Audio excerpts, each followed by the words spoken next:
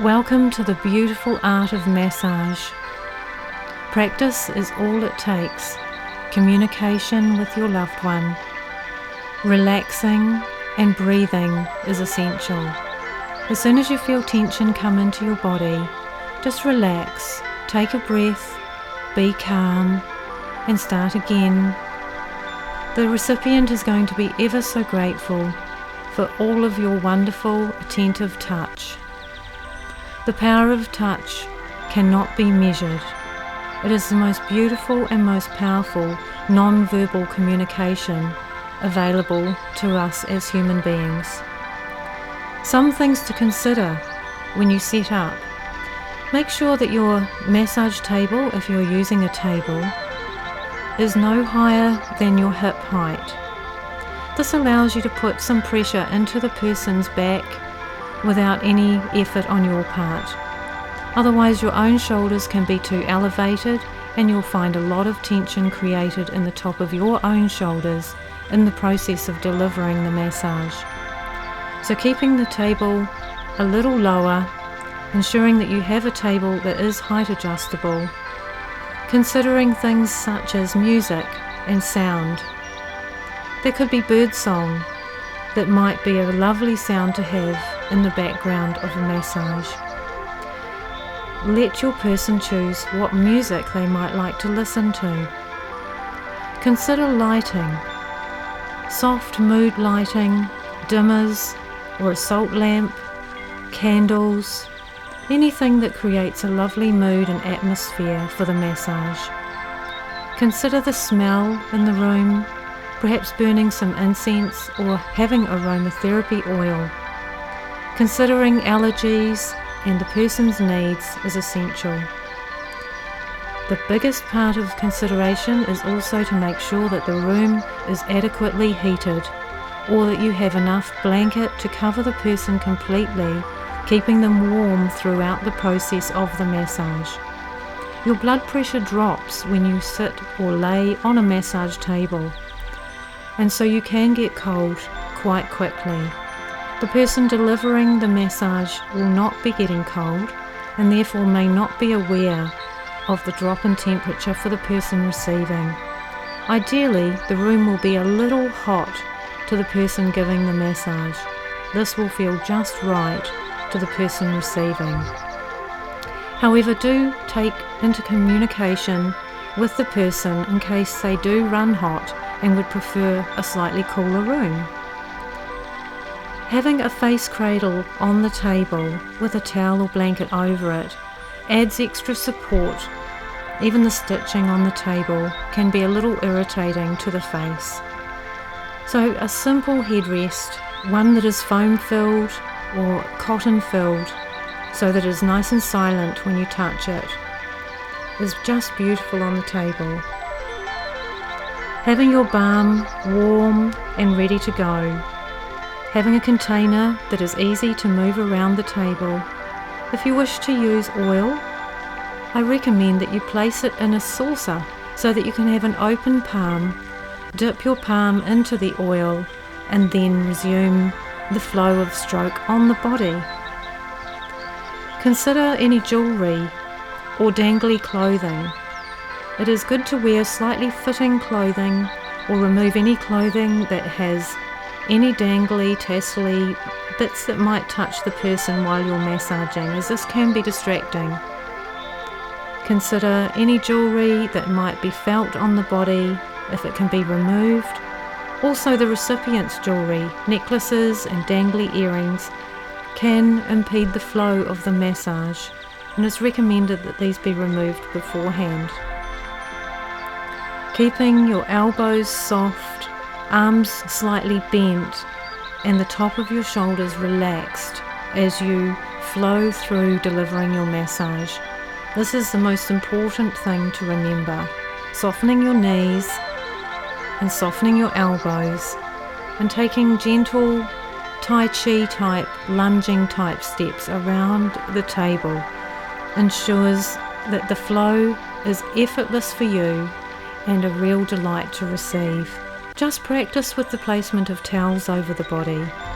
It is good to practice so that when you're massaging, a family member who is not your intimate partner, you feel confident in covering the body and being able to deliver a massage that is deeply relaxing, however keeps them feeling completely safe, covered, and all dignity preserved. Timing of the massage is definitely something to be considered. A massage could be half an hour, focusing just on the neck and the head, or just on the calf muscles and the feet, or it could be an hour. Considering how long you would like to spend on the massage is something to consider before you get started, asking your recipient what they would like to receive today. Include several strokes in each area of the body. If there is a preference for one area of the body to be covered, it's really important that you acknowledge this in the delivery. It is easy to spend a lot of time on the back. However, if the person has headache or sinus issues, it might be beneficial to get them rolled over and laying face up quicker, so that they can have relief of that pressure on their forehead and on the sinuses. So just thinking a little ahead of all of these things before you get started can make the massage just absolutely amazing. The most important thing is communication between the two of you. Also, relax, enjoy it, have fun, and remember that it should be a pain-free experience. Adjust your body posture, engage your core, take a nice big breath in and out, relax your shoulders, keeping the elbows soft so that you're not overreaching, and bending the knees to move forward and backwards. These are the key components that will keep you safe throughout the process of the massage. For any other inquiries, please feel free to reach out, email me or text me, and we can cover anything else that you would like to know. Thank you. Introducing some firm pressure to the body through the towel or blanket introduces the intent of the massage, introduces yourself to the body. Slow, predictable, firm rhythm ensures that the person becomes calm in the mind and the body.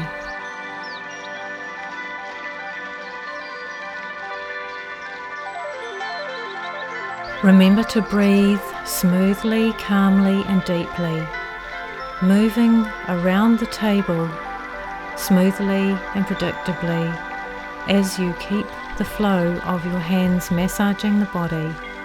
Ensures that there is no disruption to the flow.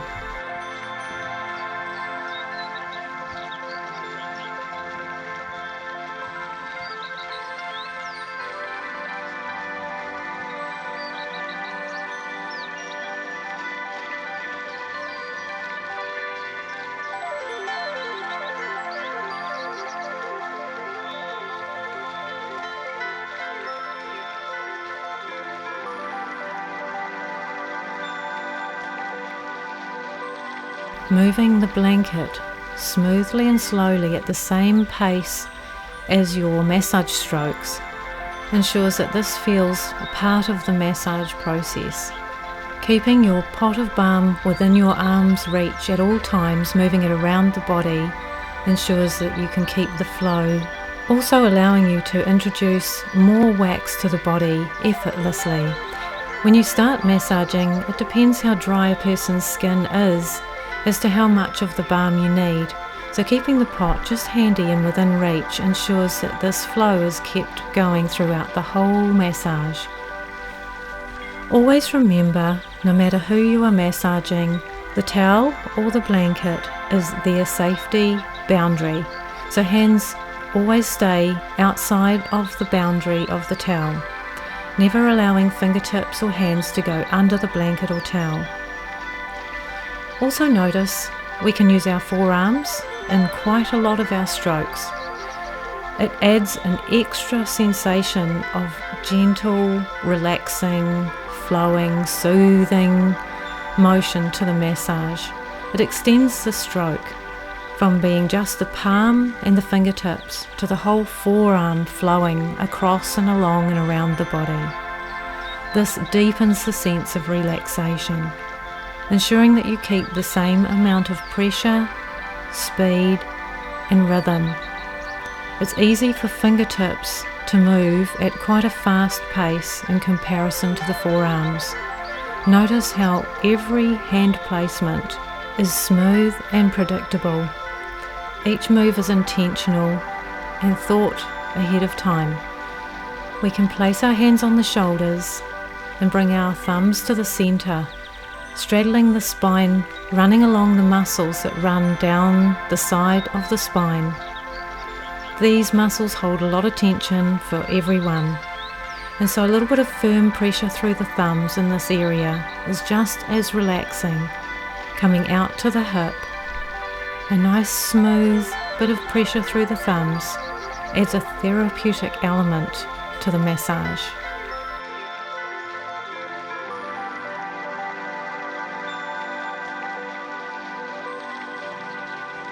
There is no direct pressure on the spine itself. The whole forearm is engaged in the process of delivering the stroke. Notice how the fingertips remain completely relaxed and moving slowly, cupping around the top of the shoulder and around to the front of the shoulder makes the stroke much more complete and nurturing.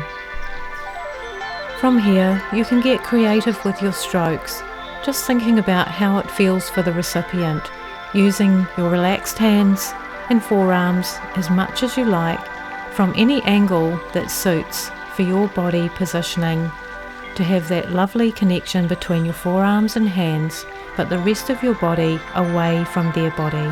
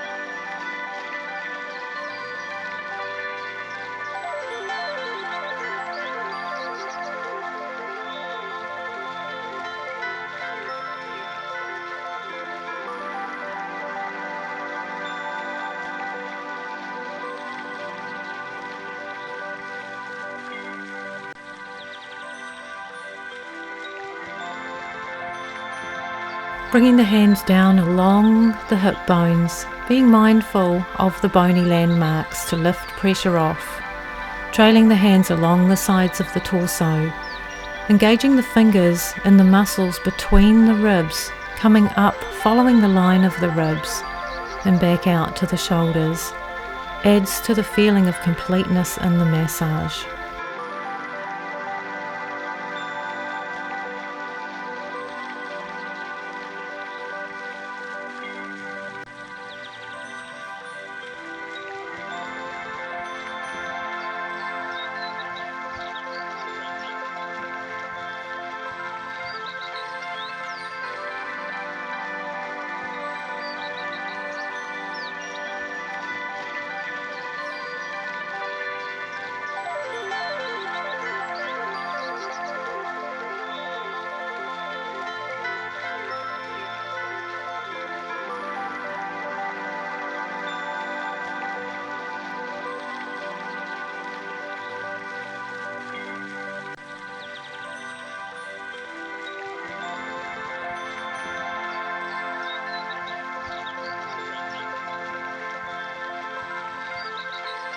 Again, we see that the towel or the blanket is moved in the same momentum as the massage.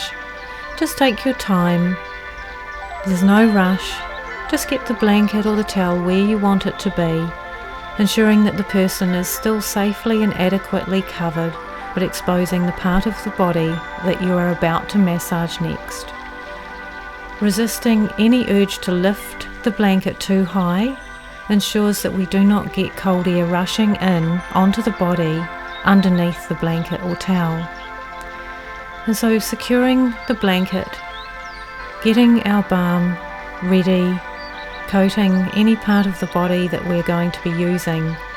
Reintroduce yourself to the body slowly and predictably, just like we did at the start, so there is no startle from the person receiving.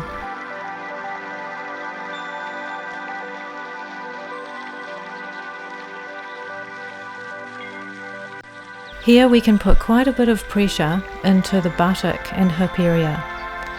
Even though it looks as though there is some pressure being applied to the back of the knee, this is a critical area of major arteries and ligaments and an intersection of quite a few muscles.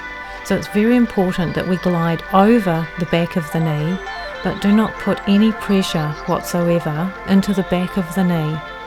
So having a nice relaxed open cupped hand as we glide over the knee joint is essential. And also be mindful of the calf muscle area. While the hamstrings and the buttock area do enjoy a lot of pressure, the calf muscles can be much more sensitive and tender, and this area requires a little less pressure. Read the person's body and their reactions. Feel with your hands the response that you're getting, and then apply a little more pressure if it seems to be welcomed.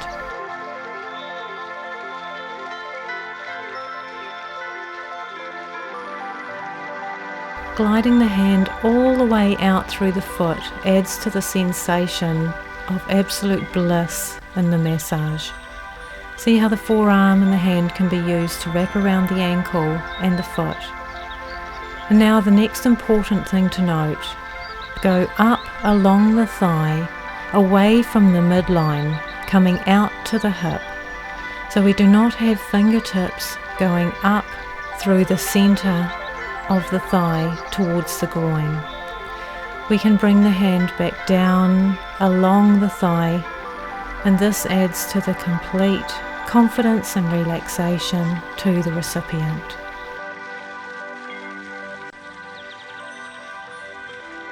A lovely way to open the body is to just hold the heel firmly and securely, and the foot, and gently put an extension through the body, just gently drawing the leg down towards you. Just a gentle, subtle, predictable movement, releasing the heel and ankle as smoothly as you pulled towards you.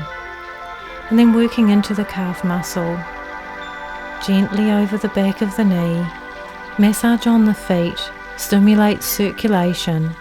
Anybody with diabetes will benefit greatly from having their feet stimulated and massaged, as this stimulates the circulation to the area and will greatly improve the condition.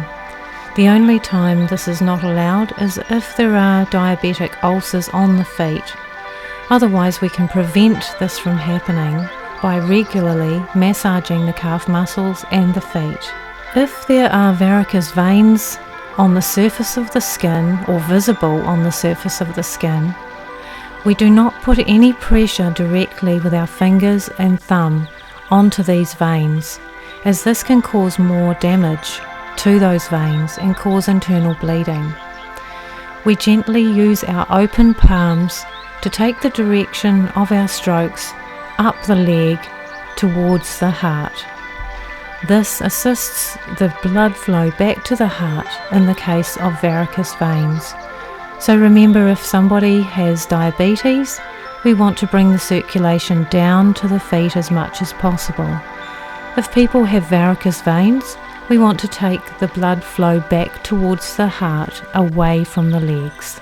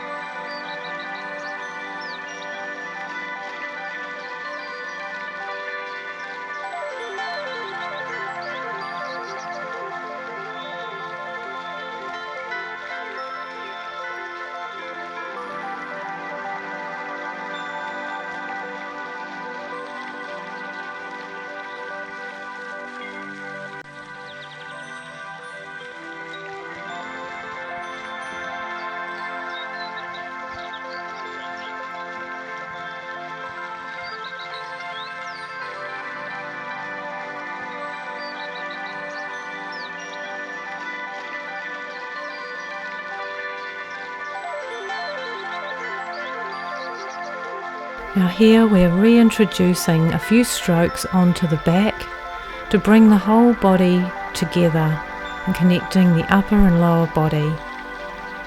And then we will gently move the blanket and ourselves around the other side and complete this process on the other side of the body. An option here to finish the back of the body is to gently bring the blanket or towel to the centre of the legs, enabling us to massage both of the legs at the same time, depending on your reach as to whether you will be able to do all of the leg, or just perhaps from above the knees down to the feet on both sides at once, with that lovely warm gentle flowing stroke sliding out and around at whatever your reach point is, and then coming down the legs to finish on the feet to complete the back of the body.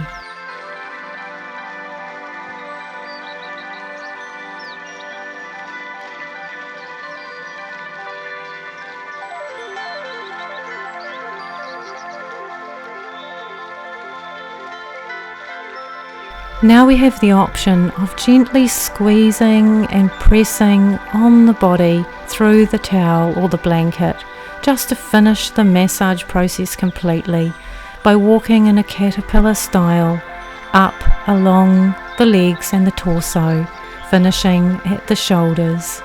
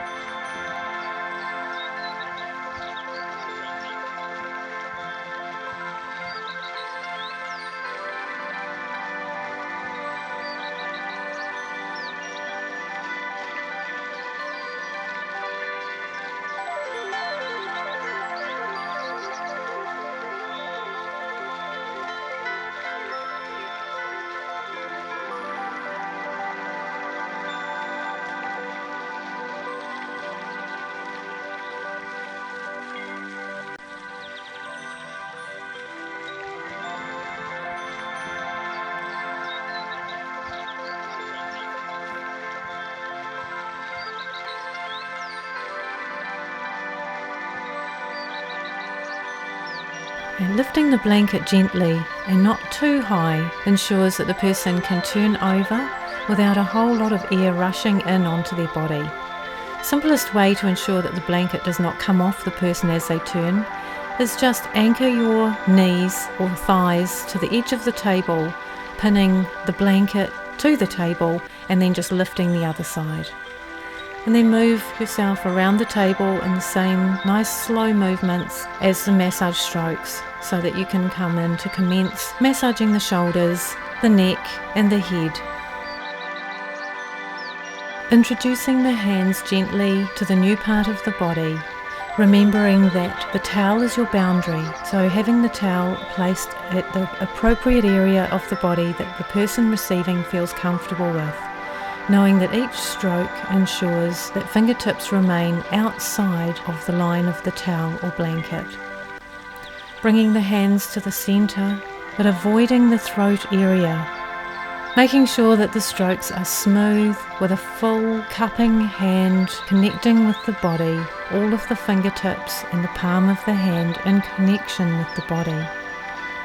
Coming right in underneath the shoulders, drawing a bit of pressure up through the back of the neck feels amazing. You can see now what we're doing here. Turning the neck to the side is optional. You can do all of this with the person's head remaining in the centre. This is a personal preference.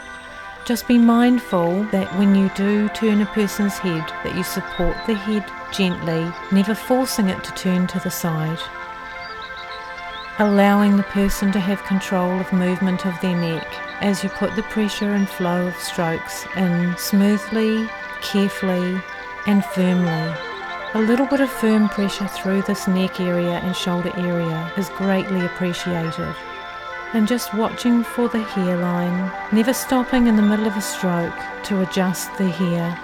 Just bringing the hand back up through the shoulder and the neck will bring the hair back out of your way. Keeping that nice firm pressure going. You can do this area for quite a length of time, ensuring that we are just keeping the flow smooth, paying attention to what we are seeing as a response from the person's face, staying connected to the person receiving, and having communication if necessary.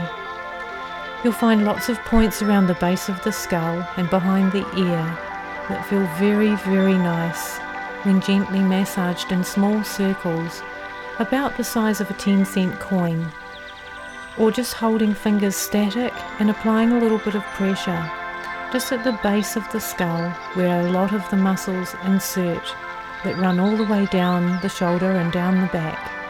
Try with your partner to find exactly the right level of pressure that they enjoy. Keep experimenting until this feels natural. Having a little bit of communication to start with can help immensely.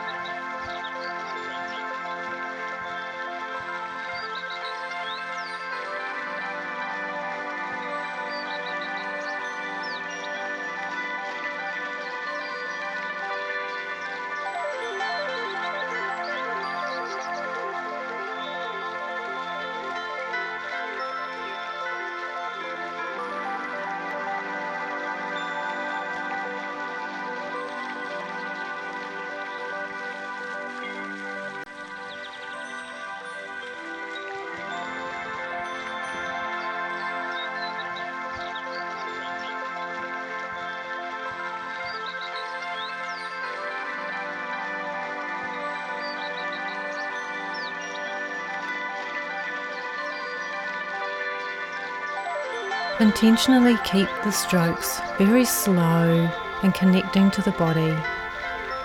This is deeply soothing and relaxing to the recipient. Also notice that when you get to the end of a stroke, it's important to make sure that there is a continual flow. There is no stopping and then starting, as this can cause friction and a sensation of pulling on the person's skin. So coming through like a flowing stream, we come up with the stroke and then we make a little bit of a circle around or a gentle pause, and then coming back with the stroke.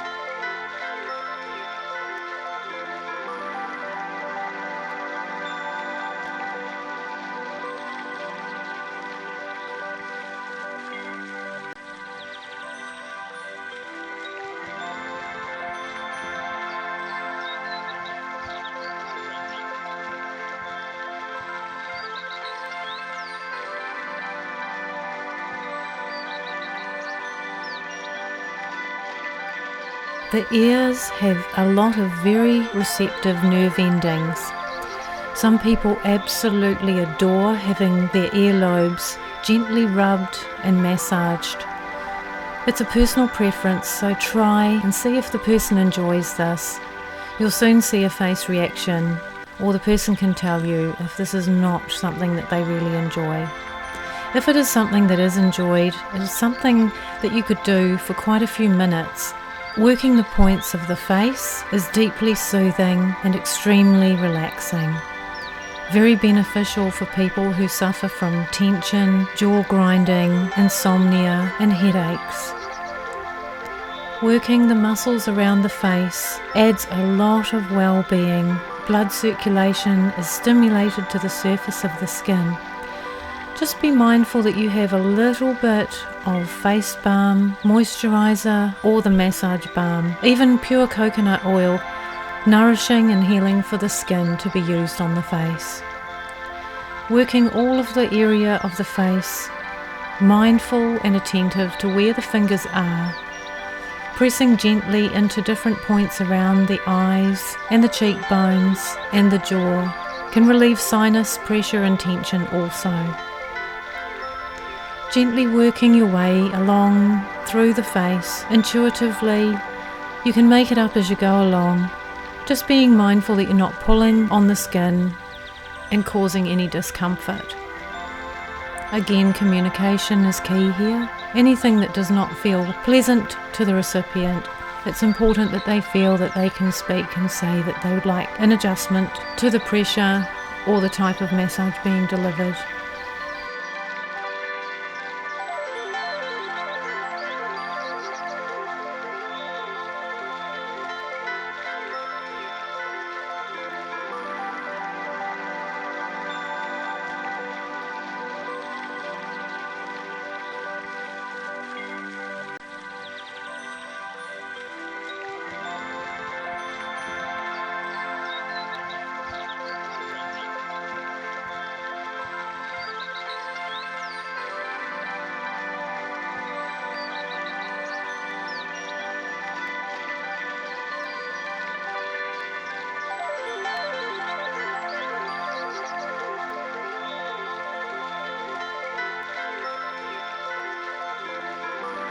Bringing the hands out through the length of the hair, or even if there isn't any hair, bringing the hands out beyond the head adds to a very deeply reassuring, soothing and comforting sense of completion.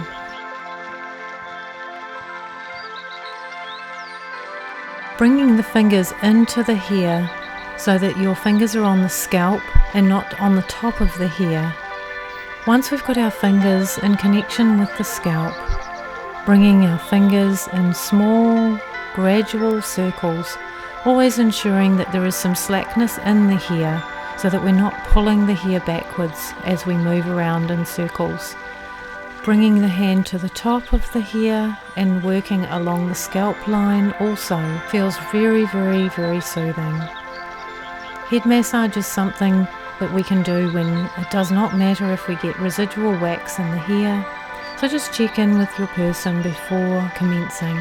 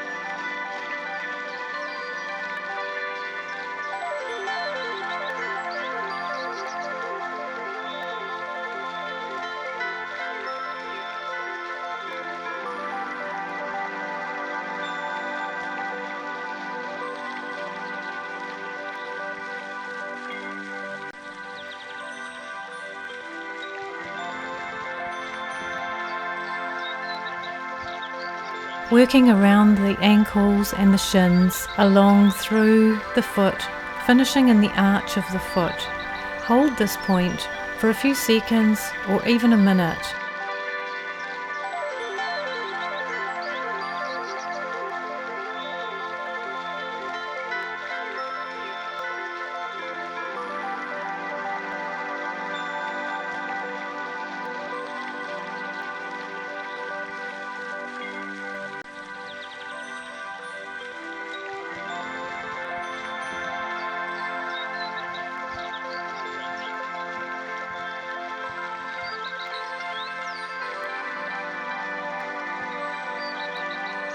Drawing the blanket down very slowly, connected to the skin of the shins, all the way down over to completely cover the feet, concludes the massage.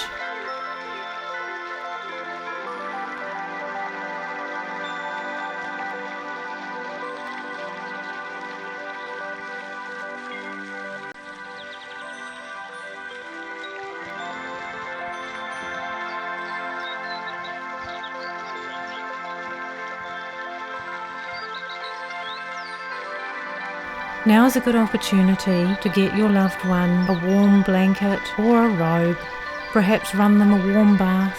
If somebody needs assistance to get up off the table, assist them up by giving them your arm to hold on to, and bring your hand around the back of their shoulder. Assist them up into the seating position and then leave them in the room to get up when they're ready. Especially important for people with low blood pressure, as they may feel slightly dizzy if they try to get up too quickly. Congratulate yourself for being so wonderful. Offering the powerful gift of massage is so deeply healing and so deeply rewarding for both parties. Such a wonderful journey to express yourself through the power of touch. Thank you very much for watching this video and taking the time to give and receive.